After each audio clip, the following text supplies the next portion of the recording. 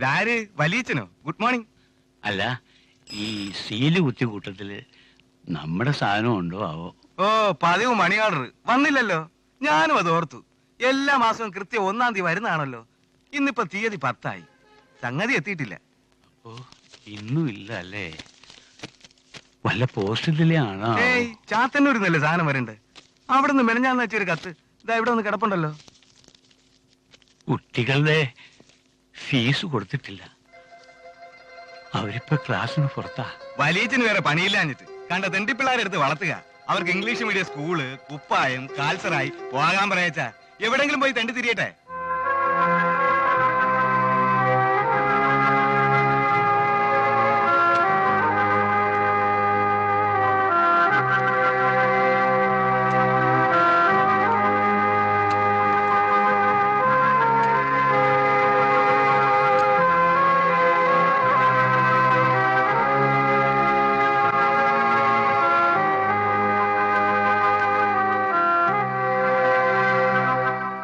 വല്യച്ഛൻ എങ്ങനെ നിർബന്ധിച്ച ഞാൻ എന്ത് പറയാനാ?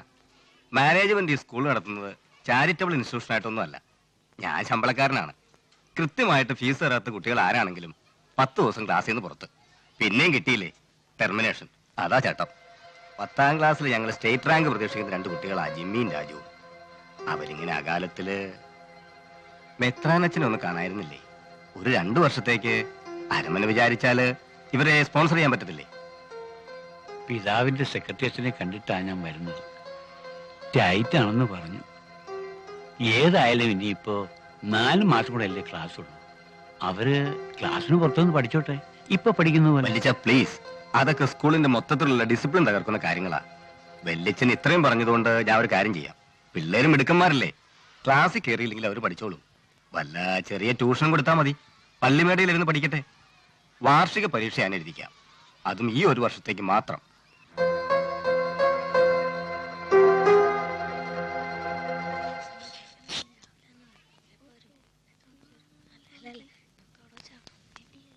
Both of you stand up. Let me ask you about yesterday's notes. Okay? This is the most unkindest cut of all. This is the most unkindest cut of all. The book, the author, the character. Anu, sit down. Mohammed?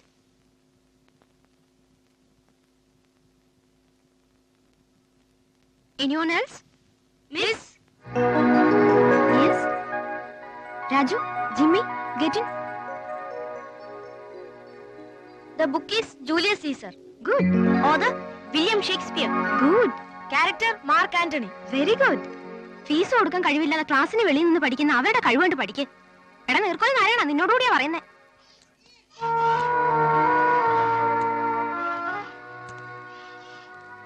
ശരിയായോ വല്ലിച്ച? വാ മക്കളെ.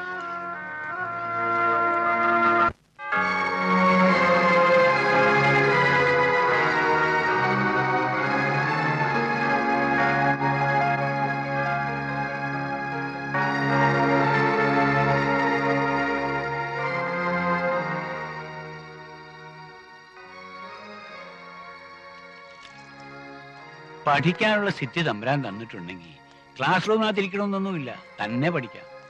പക്ഷേ ഇംഗ്ലീഷിനും കണക്കിനും ചെറിയൊരു tuition, അതും fees ഇത്തിരി കട്ടിയ. എന്നാലും സ്കൂളിന്റെ അത്ര വരില്ലല്ലോ. അതിന് വല്ലിച്ചന്റെ കയ്യിൽ എവിടുന്ന ഇത്രയും പൈസ? ഇല്ല. പിന്നെങ്ങനെ? ഉച്ച വരെ ഇവിടെ ഇരുന്ന് പഠിത്തം, ഉച്ച കഴിഞ്ഞ് ട്യൂഷൻ.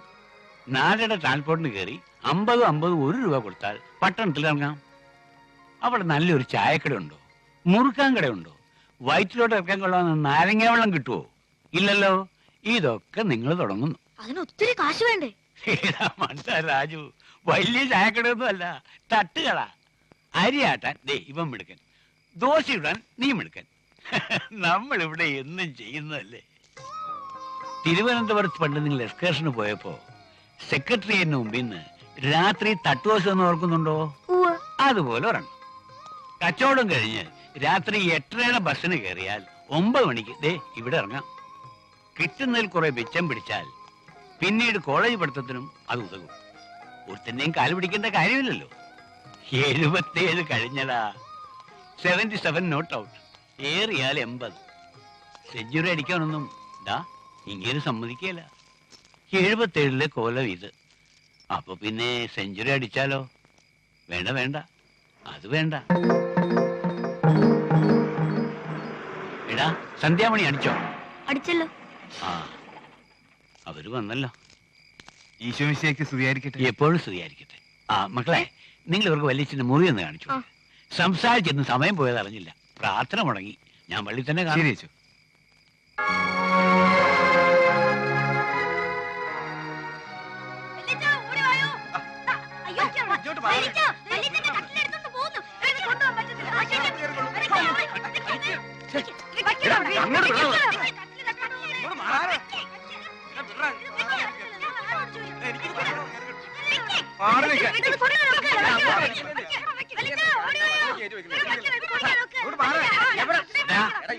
എന്താണ് മക്കളെ അവിടെ ബഹളം?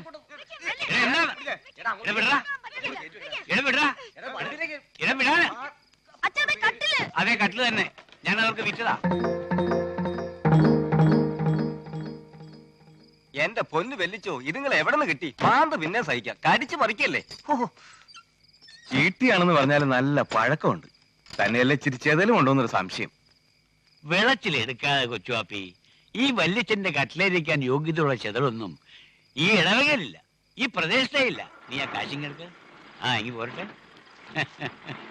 ഈ കട്ടിലിപ്പോ എന്തിനാ വിറ്റേ? ആ എടാ, കഴിഞ്ഞ ആഴ്ച എനിക്ക് നടുവേദന വന്നപ്പോ വൈദ്യൻ എന്നാ പറഞ്ഞത്? കുളുമ്പഴിക്കണമെന്ന്. എന്നിട്ട് ഇതുവരെ തേച്ചില്ലല്ലോ. അതുകൊണ്ടൊന്നും വലിയ കാര്യമില്ല. കട്ടിലും മെത്തയും ഒഴിവാക്കണമെന്നാ പറഞ്ഞത്. നിലത്തിങ്ങനെ നീണ്ടു നിന്ന് കിടക്കണമെന്ന്. നട്ടല് നിവരണ്ടേ?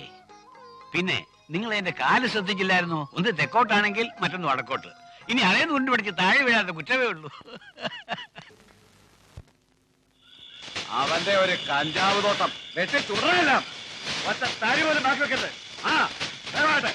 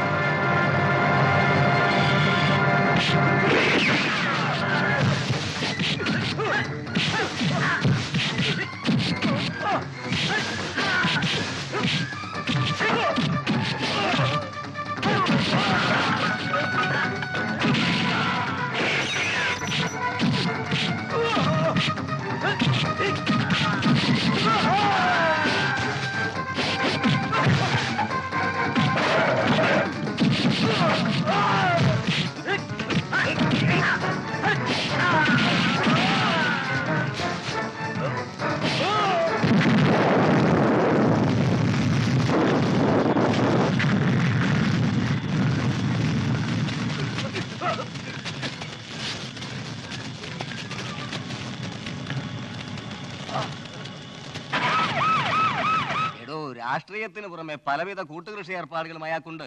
അതിലൊന്നിലാ താനിപ്പോ തീ കോരി ഒഴിച്ചിരിക്കുന്നത്. സോറി സർ, പാവം പിടിച്ച പോലീസുകാര് 10-25 കിലോമീറ്റർ കാട് നടന്നു കയറിയ 200 ഏക്കർ കഞ്ചാവ് തോട്ടം കണ്ടെത്തിയത്. അതൊരു ജനപ്രതിനിധിയാണെന്ന് അറിഞ്ഞുകൊണ്ട് തന്നെയാ ചാരവാക്കിയതും. അപ്പോ താൻ അറിഞ്ഞോണ്ട് കുഴി ചാടിയതാണോ? എടോ റഹ്മാനെ, MLA ഭാസ്കരൻ എന്ന് പറഞ്ഞ രാഷ്ട്രീയത്തിലെ അമ്പലക്കാളയാ. പിടിച്ചു കെട്ടാൻ പറ്റില്ലെന്ന് മാത്രമല്ല, പിന്നെ ഇന്ന് കുത്തുകയും ചെയ്യും. MLA ഭാസ്കരന്റെ കാര്യം സാർ എനിക്ക് വിട്. സാർ വെറുതെ ടെൻഷൻ അടിച്ച് BP കൂട്ടണ്ട. ആ, തനിക്ക് വിട്ടുവിട്ടാ ഞാൻ ഈ പരുവായത്. ദേ വരുന്നു അടുത്ത വിളി.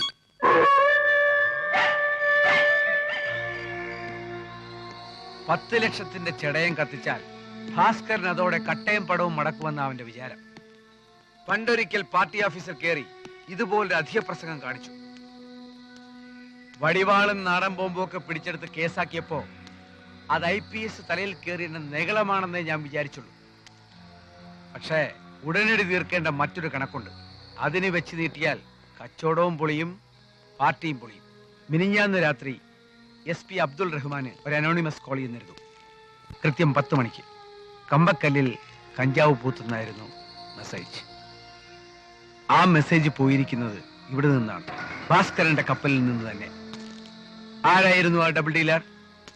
I mean ഒറ്റുകാരൻ, ഞാൻ പറയുന്നതിന് മുൻപ് അത് ചെയ്തയാൾ ഏറ്റു പറയുന്നതായിരിക്കും നല്ലത്.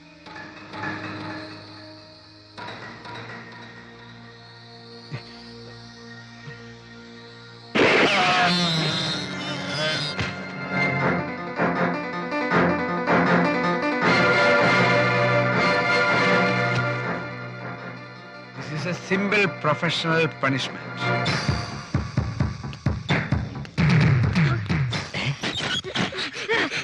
ഇതാ തട്ടോടെ പിള്ളേരാ.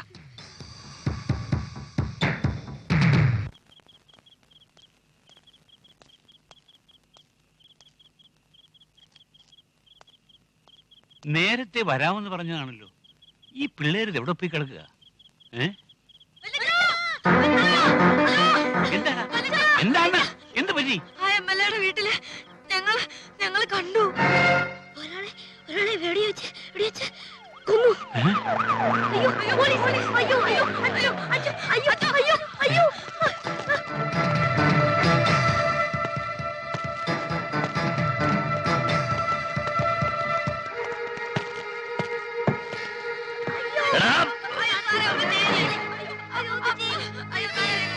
എന്താ നിങ്ങൾ കാണിക്കുന്നത്? പള്ളിയാണ് മിസ്റ്റർ. പള്ളിയും പട്ടക്കാരനെ ഒക്കെ കണ്ടാൽ ഞങ്ങൾക്ക് മനസ്സിലാവും. ഞാൻ സർക്കിൾ ഇൻസ്പെക്ടർ കൃഷ്ണകുമാർ. നിങ്ങളുടെ പേരും നാളും ഒന്നും ഞാൻ ചോദിച്ചില്ല. പോലീസിനെ പട്ടണത്തിനെ കണ്ടാൽ എനിക്കും മനസ്സിലാവും. എന്തിനാ പാതിരാക്കി പള്ളിക്കകത്ത് കയറിയത്? എന്തിനാണ് പിള്ളേരെ തല്ലുന്നത്? വയസ്സുകാലത്ത് അച്ഛന് പിള്ളേരും ഉണ്ടോ? ഉണ്ട്. ഞാൻ വളർന്ന പിള്ളേരായവർ. ഞാൻ പഠിപ്പിക്കുന്ന കുട്ടികൾ. ഓ, അപ്പൊ നിങ്ങളാണല്ലേ അവന്മാരെ വേലത്തരമൊക്കെ പഠിപ്പിച്ചോട്ടെ. 314 അവന്മാരുടെ പോക്കറ്റിൽ നിന്ന് ആ പ്രോഗ്രസ് റിപ്പോർട്ട് എടുത്ത് അച്ഛനെ ഒന്ന് കാണിച്ചു കൊടുക്ക. എന്താ ഇത്? അത് തന്നെയാ ഞാനും ചോദിക്കുന്നത്.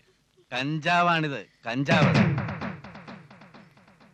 തട്ടുദോശയെന്നും പറഞ്ഞ യവന്മാരുടെ പണി ഇതായിരുന്നു. പരാതികൾ പലത് കിട്ടിയതാ. ഇന്നാ യവന്മാരെ തൊണ്ടിയോടെ കള്ളനാണ് അച്ഛാ, ഇയാള് കള്ളനാ. അൽത്താരയുടെ മുന്നിൽ വെച്ച് ഇയാൾ ഞങ്ങളുടെ പോക്കറ്റിലിട്ട പൊതിയായത്. പരിശുദ്ധവും പരിപാലനമായി ഈ ദേവാലയത്തിൽ വെച്ച് നിങ്ങൾ കാണിക്കുന്ന ഈ അതിക്രമം ദൈവം പൊറുക്കില്ല.